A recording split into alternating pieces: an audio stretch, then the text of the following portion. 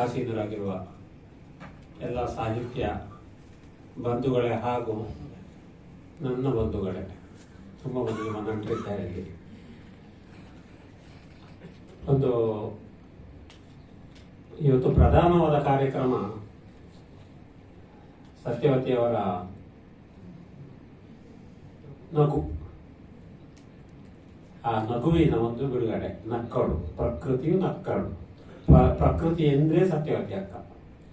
ಹಾಗಾಗಿ ಅವರು ನಕ್ಕದ್ದು.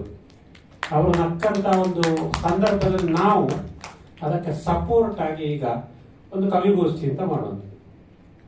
ಹಾಗಾಗಿ ಇದು ಆಲದ ಮರದ ಪ್ರಧಾನ ಕಾಂಡ ಅಲ್ಲಿ ಉಂಟು, ಇದೆಲ್ಲ ಬಿಳಲುಗಳು. ಹಾಗಾಗಿ ಆ ಬಿಳಲುಗಳು ಚಂದಕ್ಕೆ, ಕಾಂಡ ಭದ್ರತೆಗೆ.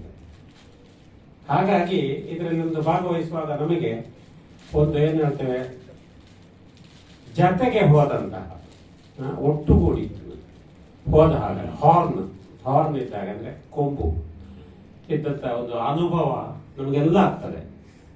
ಹಾಗಾಗಿಯೇ ನಾನು ಬಹಳ ಸಂತೋಷದಿಂದ ಈ ಒಂದು ಕಾರ್ಯಕ್ರಮದಲ್ಲಿ ಭಾಗವಹಿಸುವರೆ ಒಪ್ಪಿಕೊಂಡಿದ್ದೇನೆ, ಬಂದಿದ್ದೇನೆ. ಹಲವಾರು ಇತರ ಕಾರ್ಯಕ್ರಮ ಇತ್ತು ಇವತ್ತು, ಅದನ್ನು ಬದಿಗೊಡ್ತೀನಿ. ಯಾಕಂದ್ರೆ ಸತ್ಯವತಿ ಅಕ್ಕ ನನ್ನ ಊರಿನವರು, ತಾಯಿ ಮನೆ ನಮ್ಮೂರಿಗೆ, ಅವರ ಮನೆ ನನ್ನ ಹೆಂಡತಿ ಊರು. ಹಾಗಾಗಿ ನನ್ನ ಅಜ್ಜನ ಮನೆಯೂ ಅಲ್ಲೇ. ಹಾಗೆ ಬಹಳ ಅಂತ ನಾವು ಅವಿನಾಭಾವ ಸಂಬಂಧ, ಜೊತೆಗೆ ಆಶ್ರಯ ಭಾವ. ತುಂಬಾ ಸಂದರ್ಭಗಳಲ್ಲಿ ನಾವು ಎಷ್ಟೋ ಕವಿಗೋಷ್ಠಿಗಳಿಗೆ ಒಟ್ಟಿಗೆ ಹೋಗಿದ್ದೇವೆ. ಒಂದು ಆಗ ಈಗಾಗಲೇ ಉಳಿದವರಿಂದ ಭಾಷಣದಲ್ಲಿ ಹೇಳಿದ ಹಾಗೆ, ಪ್ರಾಯ ಹೋಗಿ ಸರಿದು ಕೊನೆ ಗಳಿಗೆಯಲ್ಲಿ ಒಂದು ಏನು ಉತ್ತುಂಗತೆಗೆ ಬರುವುದು. ಅದಕ್ಕೆ ಒಂದು ಉದಾಹರಣೆ ಸತ್ಯವತಿ ಅಕ್ಕ. ನನಗೆ ಗೊತ್ತಿಲ್ಲ, ನಾನು ಅಲ್ಲೇ ಊರಲ್ಲೆಲ್ಲ ಇದ್ದೇನೆ, ಈ ಜನ ಇಷ್ಟು ದೊಡ್ಡ ಜನ ಅಂತ ಗೊತ್ತಾದ ಈಗ.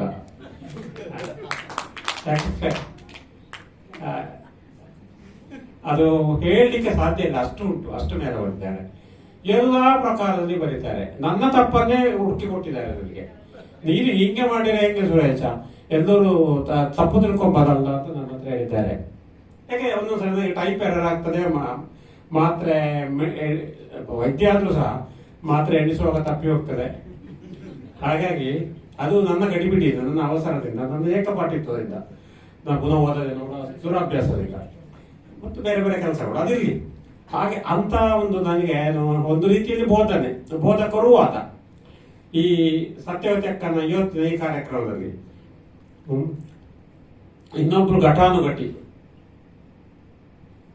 ಎಲೆಮರೆಯ ಕಾಯಿಯಂತೆ ಮೊನ್ನೆವರೆಗೆ ಇದ್ದವರು, ಇದ್ದಕ್ಕಿದ್ದಂತೆ ಬ್ರಹ್ಮ ಕಮಲವಾದಂಥವರು ಲಕ್ಷ್ಮಿ. ಈ ಲಕ್ಷ್ಮಿಯ ಅವರ ಪುಸ್ತಕವೂ ಇಲ್ಲೇ ಆದ್ದು ಆವತ್ತು ಬಿಡುಗಡೆ. ಅವರ ಪುಸ್ತಕ ಬಿಡುಗಡೆ ಆದ ನಂತರ ಇವತ್ತು ಅವರಿಗೊಂದು ಟೋಪಿ ಬೇರೆ ಹಾಕಿದ್ರು.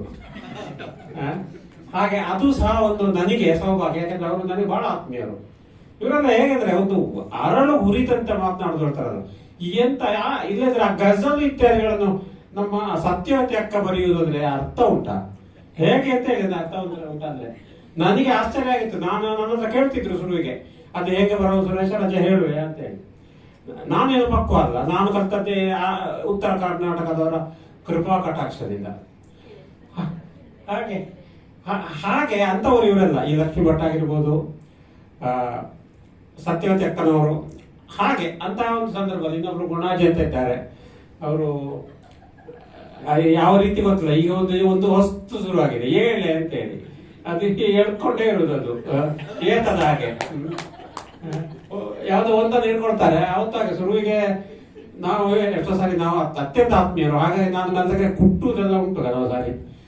ಕೆಲವರು ಮೊದಲೆಲ್ಲ ಅವರು ಕೆಲವು ಸಾರಿ ಆ ಸ್ವರಾಕ್ಷರಗಳನ್ನೆಲ್ಲ ಒಳಗೆ ತುರುಕಿ ಸ್ವಗಡ್ತಿದ್ದೆ, ಅದಷ್ಟು ಸರಿಯಾಗುತ್ತಿದೆ ಅಂತ ರಾಮಾಯಂದ್ರ ಅಣ್ಣ ಅಂತೇಳಿ.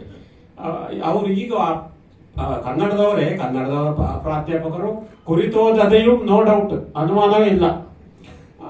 ಅವರು ಒಂದು ಏಳೆ ಅಂತ ಹೇಳೋದೊಂದಿಗೆ ಇಲ್ಲಿಗೆ ಹರಿಸಿ ಬಿಟ್ರು ದಕ್ಷಿಣ ಕನ್ನಡಕ್ಕೆ. ಅದರ ಒಂದು ಇದು ಯಾವ ರೀತಿಯಲ್ಲಿ ಗಜಲನ್ನು ನಾನು 18ಕ್ಕೆ ನಾನು ಸ್ಟಾರ್ಟ್ ಮಾಡಿದ್ದೇನೆ ಇಲ್ಲಿ, ಆಮೇಲೆ ಈಗ ಅದು ಹೇಗೆ ಹರಿಹಂಚಾಗಿ ಹೋಗಿದೆಯಾ ಹಾಗೆ ಅವರೊಂದು ಏಳೆ ನನಗೆ ಈ ಸತ್ಯ ಹೇಳ್ತೇನೆ, ನನಗೆ ಈಗಲೂ ಏಳೆಯನ್ನು ಏಳಿಸ್ಲಿಕ್ಕೆ ಆಗ್ತಾ ಇಲ್ಲ. ಹಾಗೆ ಇಲ್ಲಿ ಈಗ ಅದು ಪುನರುಜ್ಜೀವನ ಕೊಡೋದು ಸಾಹಿತ್ಯ ಅನ್ನೋದು ಮೊದಲೇ ಇದೆ, ಇಲ್ಲ ಅಂತಲ್ಲ. ಅದು ಯಾವುದು ಅಂತ ಹೇಳ್ತಾರೆ, ವಸ್ತು ಸಾಗಲಿಕ್ಕೆ ಸಾಧ್ಯವಿಲ್ಲ. ಅದು ರಿಸರ್ಚಿನಾಗೆ ಅದೊಂದು ಅನುಸಂಧಾನ ಖಂಡಿತವಾಗಿ. ಹಾಗಾಗಿ ಎಲ್ಲರೂ ಸಾಹಿತಿಗಳೇ ಒಂದು ದೃಷ್ಟಿಯನ್ನು ನೋಡಿದ್ರೆ ಪ್ರತಿಯೊಬ್ಬರು ಸಾಹಿತಿಗಳೇ. ಏನು ಸುಮಗೆ ಓದಿದವರು ಸಾಹಿತಿಗಳು ಅಥವಾ ನಾವು ಸುಮಗೆ ವೈಟ್ ಕಾಲರ್ ನಾವು ಹಾಗೆ ಇರುವವರು ಸಾಹಿತಿಗಳು ಅಂತಲ್ಲ.